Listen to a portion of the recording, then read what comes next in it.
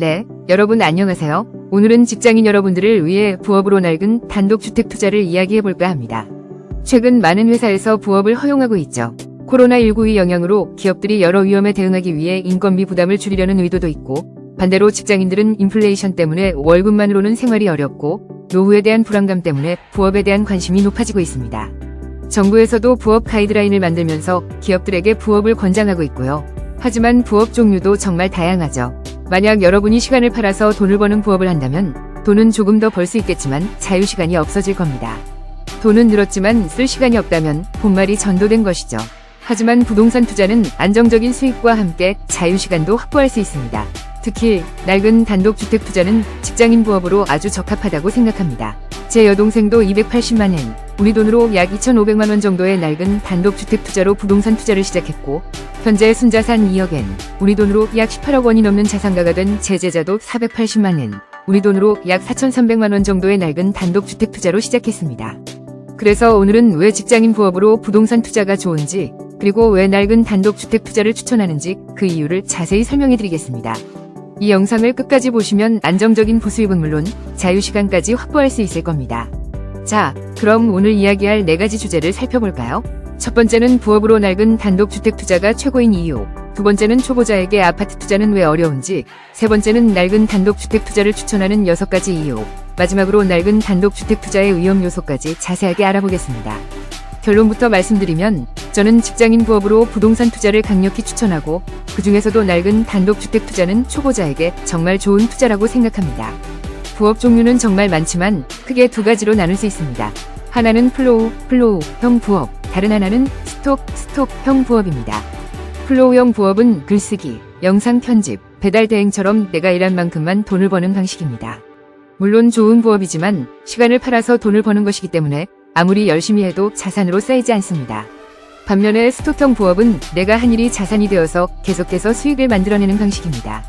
예를 들어 주식 투자가 스톡형에 속하지만 부업이라고 하기는 어렵죠. 사업을 해서 회사를 키우는 것도 스톡형이지만 이건 부업이 아니라 본업이 되어버립니다. 그렇다면 어떤 것이 스톡형 부업이 될 수 있을까요? 제가 하고 있는 유튜브나 매일 아침 방송하는 음성 라디오 보이시처럼 과거에 만들어 놓은 콘텐츠에서 계속 수익이 발생하는 것이 스톡형 부업입니다. 하지만 유튜브나 보이시로 계속 수익을 내는 것은 아무나 할 수 있는 것은 아니죠. 엄청난 지식과 마케팅 능력이 필요합니다. 그렇다면 누구나 할 수 있는 스톡형 부업은 무엇일까요? 바로 부동산 투자라고 생각합니다. 부동산은 투자 기준만 잘 지키면 계속해서 돈을 벌어다주는 답과 같습니다. 하지만 요즘은 아파트 대출도 어렵고 집값도 비싸서 좋은 물건을 찾기 어렵다고 생각하시는 분들이 많을 겁니다. 맞습니다. 지금 시장 상황에서는 어느 정도 부동산 투자 경험과 자금력이 있어야 좋은 물건을 살 수 있습니다. 하지만 낡은 단독주택 투자는 비교적 쉽게 투자를 시작할 수 있습니다. 왜냐하면 위험 부담이 적고 수익률이 높으며 누구나 할 수 있기 때문입니다. 초보자들은 보통 자기 자본을 최대한 적게 쓰고 대출을 받아서 큰 아파트를 사려고 하지만 지금은 그런 투자가 매우 어렵습니다. 대부분의 은행에서 대출을 받으려면 자기 자본이 30% 이상 있어야 하고 집값이 비싸서 수익이 나는 물건을 찾기 어렵기 때문입니다. 운 좋게 대출을 받아서 집을 산다고 해도 세입자가 들어오지 않거나 오히려 문제가 생겨서 팔려고 해도 팔리지 않는 경우가 많습니다. 물건을 찾다 보면 좋은 물건이 없다라는 생각이 들고 결국 대출을 받을 수 있는 물건을 사게 되는데 이런 물건은 은행과 부동산 업자가 짜고 초보 투자자에게 위험한 물건을 떠넘기는 경우가 많습니다. 그래서 실력이 부족한 초보 투자자는 대출을 많이 받아서 투자하는 것은 위험합니다. 또한 집을 산 후에도 세입자가 들어오지 않아서 관리회사에서 비싼 광고비를 요구하거나 수리비 명목으로 돈을 뜯어가는 경우도 있습니다. 하지만 낡은 단독주택은 현금으로 투자할 수 있는 수준의 물건이 많고 수익률도 높아서 실패할 가능성이 적습니다. 무엇보다 부동산 투자에 필요한 실전 경험을 쌓을 수 있습니다. 그래서 초보 투자자는 처음에는 작은 규모로 시작해서 경험을 쌓고 나중에 더 큰 투자를 하는 것이 좋습니다. 그리고 낡은 단독주택 투자는 부동산 투자에 필요한 모든 경험을 할 수 있는 좋은 방법입니다.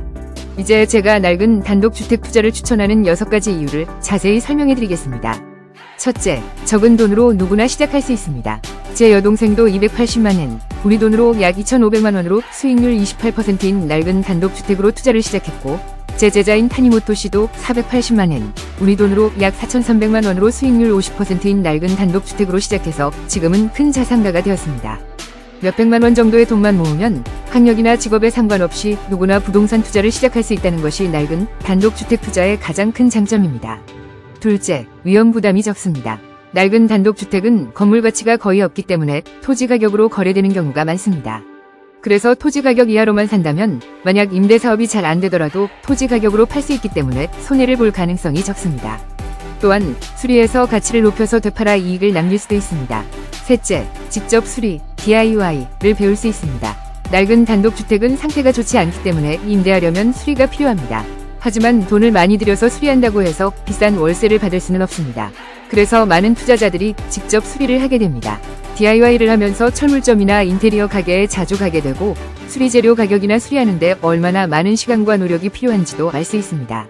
이렇게 DIY 경험을 하면 나중에 다른 사람에게 수리를 맡길 때 견적을 제대로 확인할 수 있고 간단한 수리는 스스로 할 수 있게 됩니다. 넷째, 직접 관리할 수 있습니다.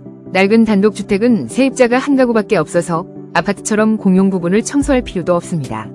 그래서 초보자도 쉽게 직접 관리를 시작할 수 있습니다. 직접 관리를 하면서 계약갱신, 보험 관련 업무 등을 경험할 수 있어서 나중에 부동산을 더 많이 사게 됐을 때 관리업체를 고르고 관리업체와 관계를 맺는 데 도움이 됩니다. 다섯째, 은행 평가가 좋아집니다.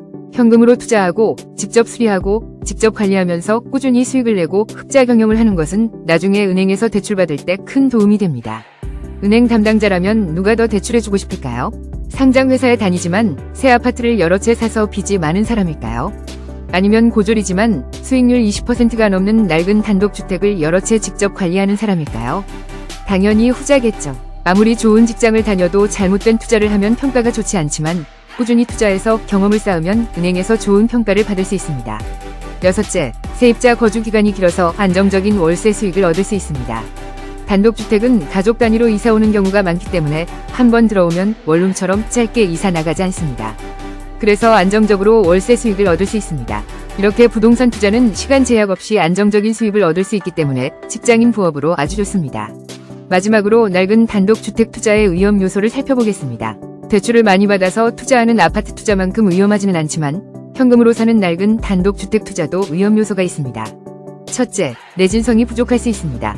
1981년 이전에 지어진 낡은 단독주택은 내진 설계가 제대로 되어 있지 않아서 큰 지진에 취약할 수 있습니다. 세입자가 살다가 건물에 문제가 생기면 법적인 책임을 져야 할 수도 있습니다. 그래서 지진보험에 가입하고 나중에 내진보강공사에 들어갈 돈도 미리 준비해두는 것이 좋습니다. 둘째, 건물이 기울어져 있을 수 있습니다. 건물이 기울어진 이유는 주로 기초가 약해졌기 때문입니다. 중고주택의 경우 600분의 1 이내의 기울기는 허용 범위로 간주되지만 그 이상 기울어지면 수리해야 합니다. 셋째, 재건축이 불가능한 건물이 있을 수 있습니다. 법이 바뀌어서 지금은 건축 허가를 받을 수 없는 건물을 기존 부적격 건물이라고 합니다. 이런 건물은 싸게 살 수 있지만 되팔기가 어려울 수 있으므로 사기 전에 신중하게 고민해야 합니다. 지금까지 낡은 단독주택 투자가 초보자나 직장인에게 얼마나 좋은 부업인지 자세히 알아봤습니다. 하지만 그런 싼 물건은 지방에나 있지 않나? 라고 생각하시는 분들도 있을 겁니다. 하지만 최근에는 지방자치단체에서도 이주 지원을 위해 낡은 집을 사서 수리하는데 돈을 지원해주는 것도 많습니다. 예를 들어 시즈오카현 후지에다시는 이주자가 낡은 집을 사서 수리할 때 150만엔, 우리 돈으로 약 1,300만원 정도를 지원해주고 시외에서 시내로 이사 오는 사람들에게는 이사 비용을 50만엔, 우리 돈으로 약 450만원까지 지원해줍니다. 그래서 앞으로는 지방에서도 낡은 집 임대 수요가 높아질 가능성이 충분히 있습니다. 새 집을 짓는 비용도 엄청나게 비싸지고 있어서 낡은 집을 고쳐서 사용하는 수요는 점점 늘어날 겁니다. 그렇게 되면 우리 투자자들도 더 쉽게 투자금을 회수할 수 있게 되므로 낡은 단독주택 투자 시대가 온다고 말해도 과언이 아닙니다. 하지만 무엇보다 중요한 것은 부동산 투자에 대해 공부하는 것입니다. 부동산 투자를 더 배우고 싶으신 분들은 초보자도 체계적으로 배울 수 있는 부동산 실무 검정에서 배우는 것이 좋습니다. 오늘 영상이 좋으셨다면 좋아요와 댓글 부탁드립니다. 부동산은 공부하면 할수록 위험은 줄어들고 여러분의 미래를 밝혀줄 수 있는 좋은 투자입니다. 앞으로도 함께 공부하며 성장해 나갑시다. 오늘 영상 시청해주셔서 감사합니다. 다음 영상에서 만나요.